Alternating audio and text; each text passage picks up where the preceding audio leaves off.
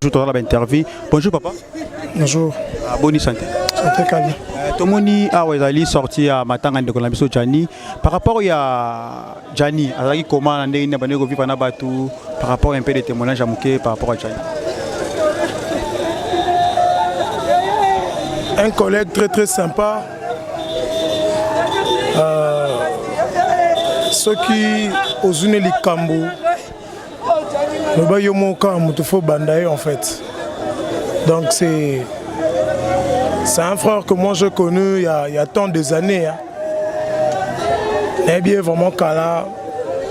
Malgré que nous avons chance de travailler, mais au moins, tu vas Zala Zala, tu vas Solo là. Pour moi c'est un frère. C'est un frère donc. Comportement nous a vraiment spécial. Kobungi ça est les londes ça a vraiment passé. C'est un peu ça.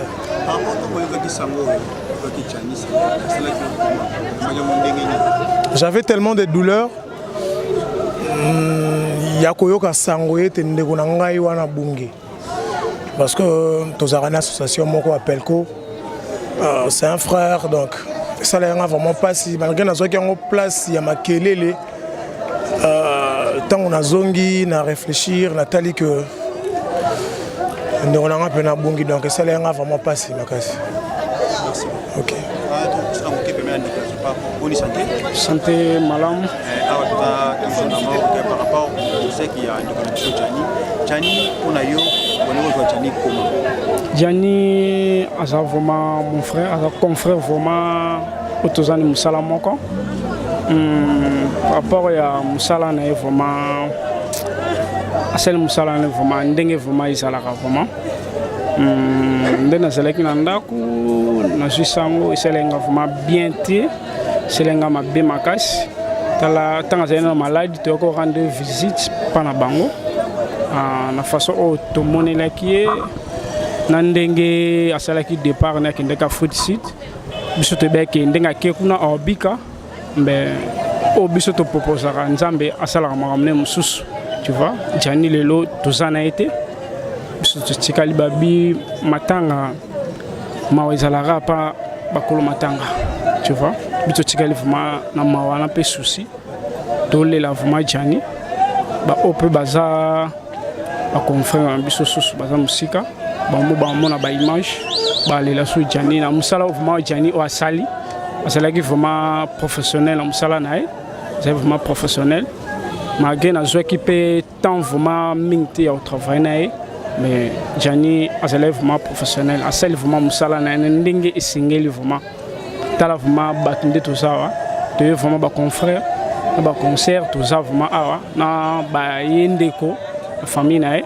tout ça vraiment a pour na lela Gianni bon et ça tout ça vraiment la douleur vraiment la motema vraiment ya makasi ya osakana ya makasi vraiment to y a pour na masikité to y vraiment de lela vraiment Gianni pour ça vraiment ya motema vraiment ya osakana merci hein so tu me Mumbai aboni un peu par rapport à obstacle de comment et là on dit il marque yo pas ya Gianni tout le monde le Gianni parce que on est marqué Gianni to passer na ba moment belé to passer ba moment belé je l'auto retenir ba moment est comme ya mawa mais c'était quelqu'un de bien humble ba n'importe qui peut ba tendance na ba couleur té tendance na ba tunyonso biso to akina na ba finté makasi mo ba matete et puis anoya on son ndako c'est le ça qui to mesana mingi ngwana et puis on avait des projets en commun tant abeli comme maladie na biso et puis tant voyager on espérait qu'il y a obika ta destin et le salut biso to pesa ka nzambe merci na départ Gianni tango pekenda kina Gianni abane ko loba mpaya ko sepela boya ko zwa ngai na ba caméra na ba journaliste tango ayaki tango yaki sango ko sindaki comment ngana ka ke Gianni aye tango akufi mais nazwaka information quand des ndeko circuler que Gianni aye tango tanda tiki na aéroport j'espère tous allons na yo na nzela tango nga matana avion singaka lo moko na comprendre que nzamba ebo occasionner kokuta na bato et presse ça eloko eleki cher cause les camions sont na zui na vie ana lo baté mais tant to télé singa bité to ke banda phone au filmer na filmer et c'est ah quoi na filmer abi to ke banda na filmer et je retiens une chose tant nga kufa ba esi biso singa ba ila caméra na carte presse les abilo akufina na maboko c'est tellement symbolique. Attends, ma banane ko soit caméra na ye na carte presse et le boni à lobaki na maman pour attiquer na bande ko na ye ba confrère. Gianni sûrement ana lo basuste. Déjà à comment il faible makasi mais déjà suite à libendo bataki ana lo basuste. Mais ko soit caméra, ko soit carte presse, après peut ko soit ta caméra pam. Après peut ko soit ta carte presse tant à 5 nyonso. Pour moi je me dis ils appellent signe unité. On muto baloba muto amena vie na désordre tant à kufa pe désordre des alarmes muto amena vie na ko unir batu tant pas kufaka au monde aka ta moi symbole moi unité ngelo on a retenir na Gianni za ko unir batu et je pense les a bon moi que ngana s'est trompé mais za raro mona caméraman a kufi na internet batu belé baza réunir mbala moko et puis tous a même esprit toujours militer pour la même cause donc j'ai compris que Gianni azaki muta osangisa biso eza lokola merci à pesi biso na presse na ba moment nyonso suka o bato bazaki peine le presse na monité et le quoi merci à pesi biso zakara tout tika l'ensemble zon to koloba ko balai ko tamba na Gianni ya gola boni moi na ba bien zate zaka mabeka ndetole là donc moi bien zate au fait bien zate parce que ton bien zaka to se kaka les atolé là donc voilà on m'a maloba même pas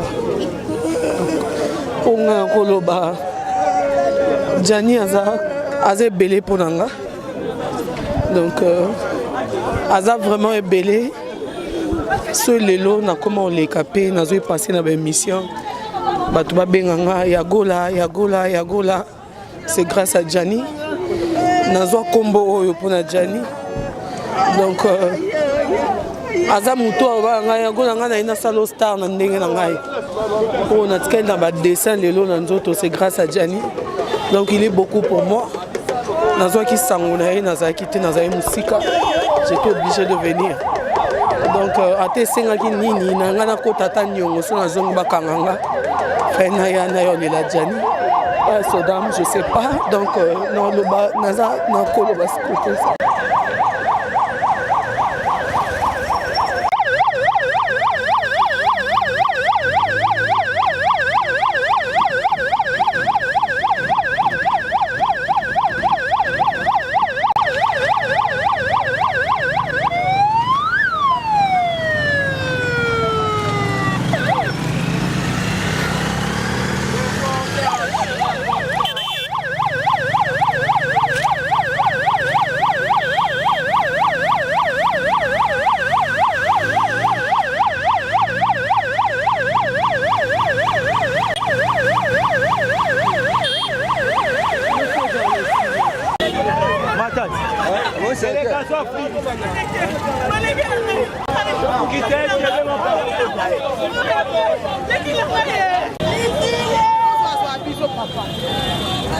Merci.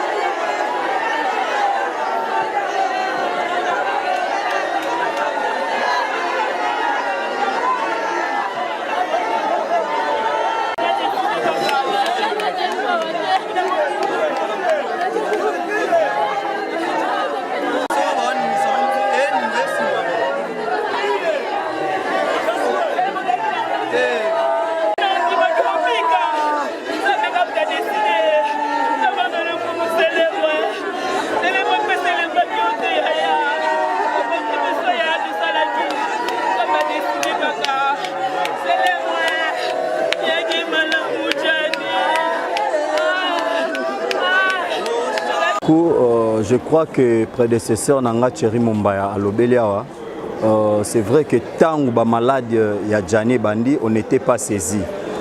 Sur des moments à l'autre, tu as constaté que voix ya confrère Nabiso Ezo Kauka.